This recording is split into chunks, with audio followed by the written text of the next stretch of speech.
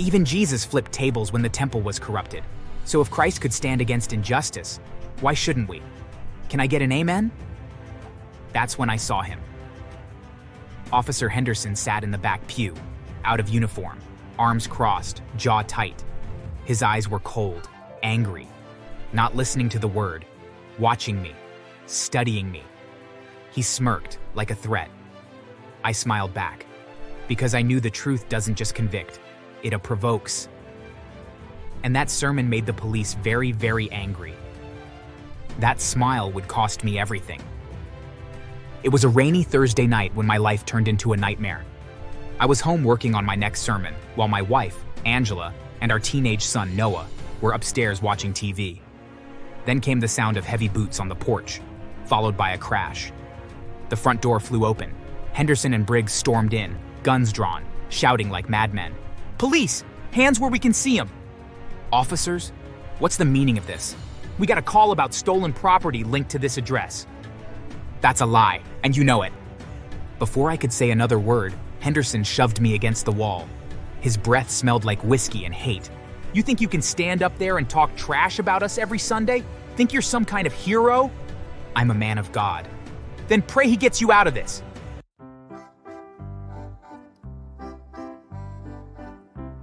My name is Reverend Eric Daniels, pastor of New Light Baptist Church in South Carolina. For 15 years, I've been preaching about faith, equality, and justice. But in my town, justice was something only certain people could afford. Every week, there was a new story.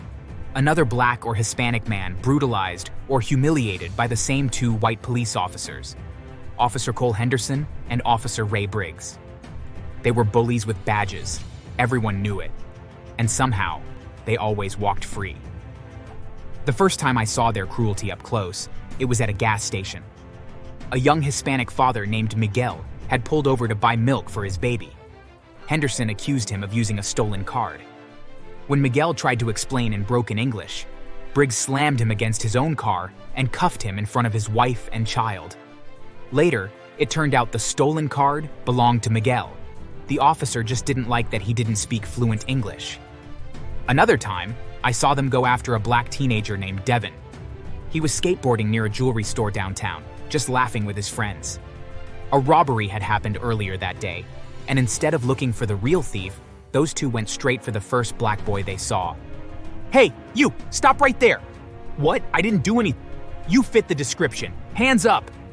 "I just got here. You can check the cameras."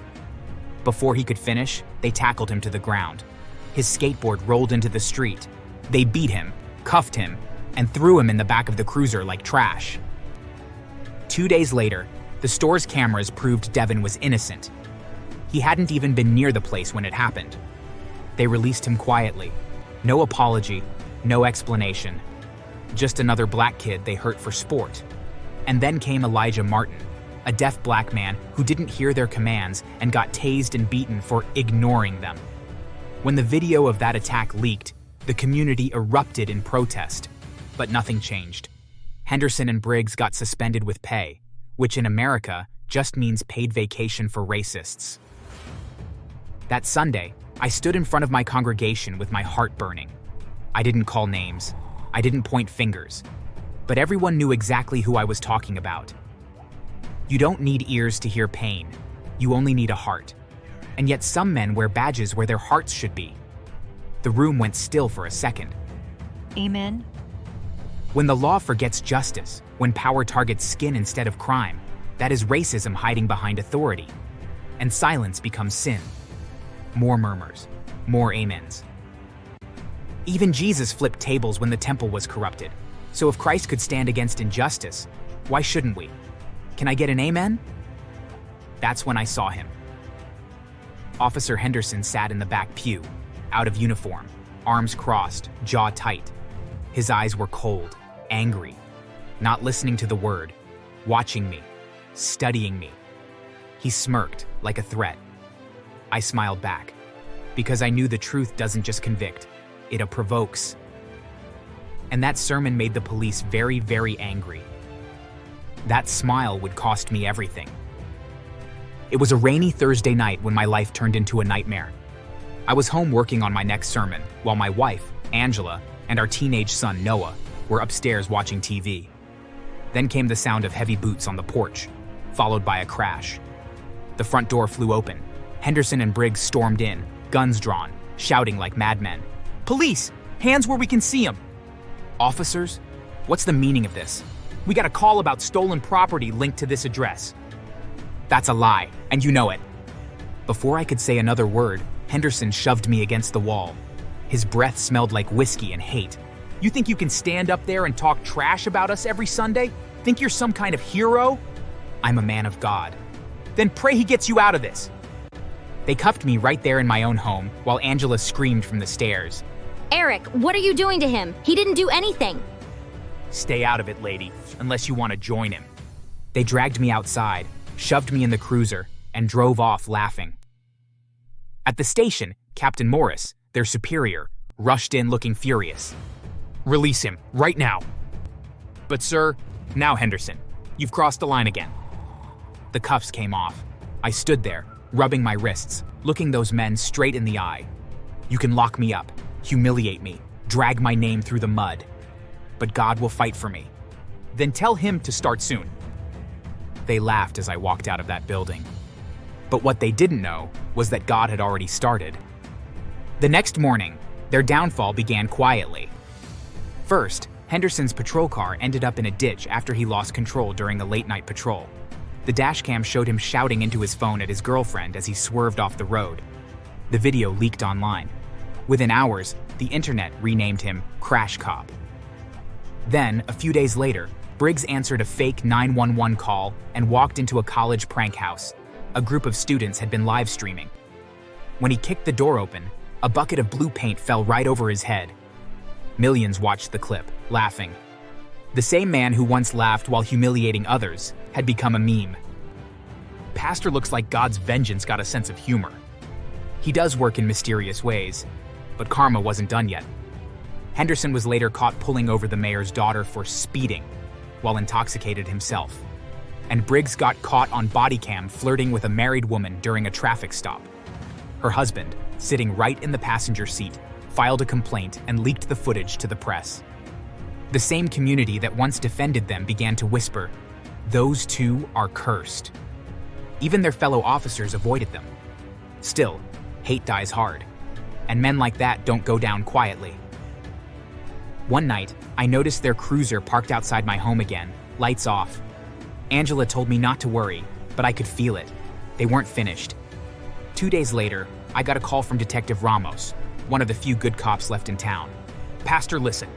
Those two are being watched by Internal Affairs. They've been linked to missing evidence from the narcotics unit." "Are you saying they're stealing drugs?" "We think so, but be careful. They might try to use those drugs to frame someone, and you'd be their favorite target." "Then let them come. Truth will catch them before bullets do."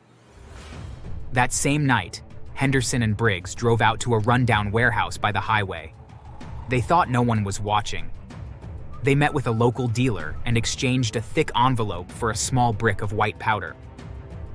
"We'll plant this in the preacher's house tonight. One search warrant and he's done. Finally, let's see him preach about this one." But what they didn't know was that Detective Ramos and 2 unmarked units were tailing them from a distance, recording everything. The officers followed them all the way to my neighborhood. Henderson parked 2 blocks from my house, cut the headlights, and got out with the cocaine in a paper bag. Briggs followed, wearing gloves. They crept around the side of my yard, whispering. The rain had just started to fall, washing the dirt off their shiny boots. "You go around the back, I'll stash it under the basement window. Then we'll call it in." Anonymous tip. Simple. They had no idea that Ramos's squad cars had quietly surrounded the block. When Henderson knelt down by my window, flashlight trembling, a voice boomed through the darkness. "Drop the bag! Police, you're under arrest!" Henderson froze. Briggs spun around. Too late. Red and blue lights flooded the street. Dozens of officers came out from behind trees and cars, weapons drawn. "Wait, this is a mistake." "The only mistake is thinking you could get away with framing an innocent man." They were handcuffed right there in my front yard, the same yard they once stormed into with arrogance. The bag of cocaine was logged as evidence, the exchange video confirmed, and the dealer they met earlier confessed everything. The trial drew national attention. The courtroom was packed with people, black, white, Hispanic, all waiting to see justice finally done. The prosecutor played the video of Henderson and Briggs meeting the dealer. Then came the dashcam footage showing them plotting to plant drugs in my home. The silence in the courtroom was heavy. We'll plant this in the preacher's house tonight. Finally, let's see him preach about this one. You could hear people gasp. Even their former colleagues looked disgusted. The jury took less than an hour to deliberate. Both men were found guilty of drug trafficking, evidence tampering, and conspiracy to falsely incriminate a civilian. They were sentenced to 10 years in federal prison. A month after their conviction, I received a letter.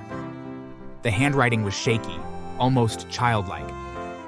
Reverend Daniels, you said God would fight for you, and he did. I've lost everything, my family, my badge, my pride. I think I finally understand what justice feels like. Ray Briggs, I held that letter for a long time. Then I prayed, not for vengeance, but for their redemption. Because forgiveness isn't weakness, it's power. 6 months later, I was sitting in my office when the news broke again. Former officers Cole Henderson and Ray Briggs were assaulted by other inmates last night after being identified as ex-police. Both men are in stable condition, but will remain in solitary confinement. The same men who once mocked pain had now tasted it themselves. I didn't cheer. I didn't smile. I just closed my eyes and whispered, "Justice has a long memory." That Sunday, I stood before my congregation, sunlight pouring through the stained glass. My brothers and sisters, when I said God will fight for me, I didn't mean he'd send fire from heaven. Sometimes, he just lets evil destroy itself. Vengeance belongs to the Lord. But every now and then, he lets us watch. The crowd erupted in applause. Some laughed, some cried. All of them understood. I still preach every Sunday, still walk the same streets where injustice once felt untouchable. But people look at me differently now. Not because I fought, but because I endured. The Lord didn't need me to lift a weapon. He just needed me to stand firm long enough for the truth to reveal itself. And if you ever wonder whether faith really works, just remember, 2 men tried to bury me with lies and ended up buried by their own sins. So yeah, when I said God will fight for me, I didn't know he'd use hidden cameras, karma, and Detective Ramos's tail team. God's justice got better timing than YouTube algorithms. If you enjoyed this story of divine payback, don't forget to like, subscribe, and keep your faith strong. Because trust me, God doesn't need a warrant to deliver justice.